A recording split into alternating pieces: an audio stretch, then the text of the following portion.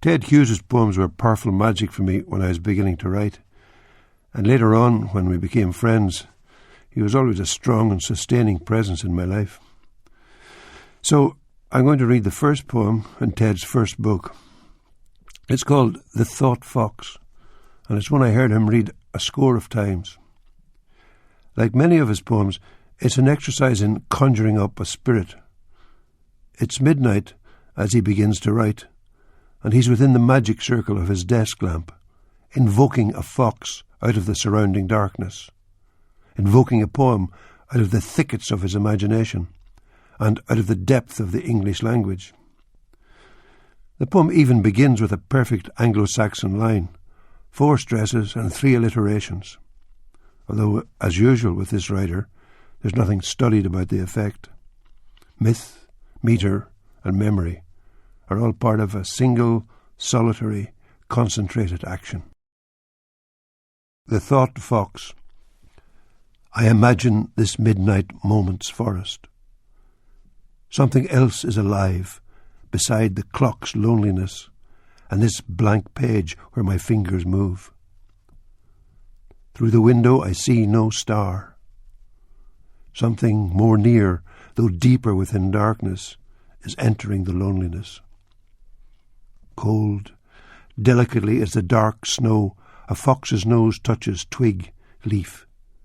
2 eyes serve a movement that now and again, now and now and now, sets neat prints into the snow between trees, and warily a lame shadow lags by stump and in hollow of a body that is bold to come across clearings, an eye, a widening, deepening greenness, brilliantly, concentratedly coming about its own business, till, with a sudden, sharp, hot stink of fox, it enters the dark hole of the head.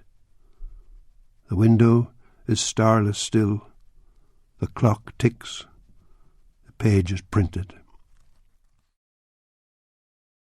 The Thought Fox acts as a prologue not only to Ted Hughes' first book, but to his work as a whole. My own poem, on the other hand, is a postscript, entitled, indeed, Postscript, and was published on the last page of a book called The Spirit Level. But the poem itself could equally well have been called The Flaggy Shore, since it's set in the west of Ireland, in County Clare, on a part of the coast known as the Flaggy Shore, perhaps because of the rocks in the place that are a bit like flagstones. The poem was written after I'd driven there with friends one wind-blown, head-clearing, exhilarating afternoon, an afternoon that was crying out to be commemorated. So I personally think of it as my P.S. to the letter I didn't write to those friends who were with me on the day. Postscript. And sometime make the time to drive out west into County Clare along the Flaggy Shore in September or October, when the wind and the light are working off each other, so that the ocean on one side is wild with foam and glitter, and inland among stones the surface of a slate-grey lake is lit by the earth-lightning of a flock of swans, their feathers ruffed and ruffling, white on white, their fully grown, headstrong-looking heads tucked or cresting or busy under water. Useless to think you'll park and capture it more thoroughly. You're neither here nor there.